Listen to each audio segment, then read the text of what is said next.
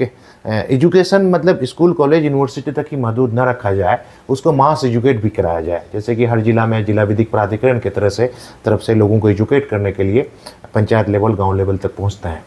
तो एजुकेशन में Indian constitutional values, Bharat के संविधान के बारे में ये बताया जाए, खासतौर से फंडामेंटल राइट्स और फंडामेंटल ड्यूटीज़। उसके अलावा मानवाधिकार के बारे में भी बताया जाए, महिलाओं के अधिकार के बारे में भी बताया जाए, और अच्छे स्वास्थ्य के बारे में भी। तो फिजिकल हेल्थ के बारे में लोग तो ज़्यादा अवेयर हैं, लेकिन उसके अलावा जो मेंटल हेल्थ है, साइकोलॉजिकल हेल्थ है, इमोशनल हेल्थ है और स्पिरिचुअल हेल्थ है, तो उसके बारे में भी मास लेवल पर मतलब एक लोगों को ये किया जाए। और आजकल तो क्या कहते हैं, सोशल मीडिया या इंटरनेट एक अच्छा माध्यम बन गया है अपनी बातों को पहुंचाने के लिए। पोस्ट कोविड लोग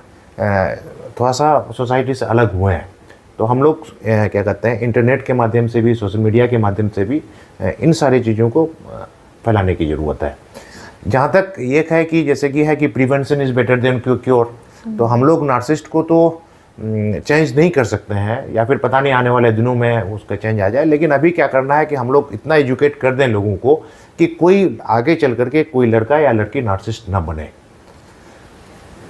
उसके लिए मेंटल हेल्थ प्रोफेशनल्स को भी जागरूक होना भी ज़रूरी है, उनका अपनी टीम को ट्रेनिंग्स देते रहना भी ज़रूरी है कि आप trauma abuse recovery coach, specialist, psychologist अच्छे से बन सके, और उसके ऊपर ट्रेनिंग्स लेते रहना, अप स्किलिंग करते रहना बहुत ज़रूरी है। क्योंकि नार्सिसिस्टिक पर्सनैलिटी डिसऑर्डर आजकल बहुत ज़्यादा केसेस कॉमन हो गए हैं, हमारे पास आते रहते हैं, और हम लोग भी स्किलिंग और इंटर्नशिप्स करवाते हैं, ट्रेनिंग्स देते हैं। ये ज़रूरी है समाज के लिए। इसमें मैम ऐसा है ना कि अगर एक नार्सिसिस्टिक आदमी है तो पूरे परिवार का जीना हराम कर देते हैं, पूरे समाज का जीना हराम कर देते हैं, और चालाकी से जो है ना बच भी जाते हैं।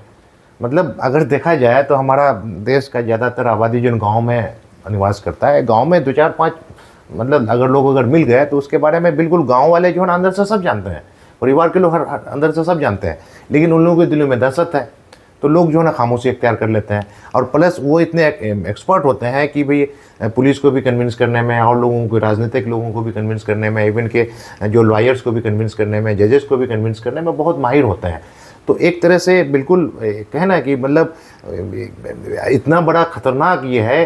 कि मतलब वो पकड़ में भी नहीं आते हैं, नहीं आते हैं, डॉक्टरों की पकड़ में भी नहीं आते। हाँ, डॉक्टरों की भी पकड़ में नहीं आते हैं। मैं यूएस में भी जाती हूँ, वहाँ भी साइकियाट्रिस्ट या साइकोलॉजिस्ट बात करते हैं, तो वो भी सेम सिम्टम्स है, यही बात है, क्योंकि भैया बीमारी है तो भी डायग्नोसिस है, तो सिम्टम्स भी तो सेम होंगे, चाहे वो इंडिया में हो, चाहे वो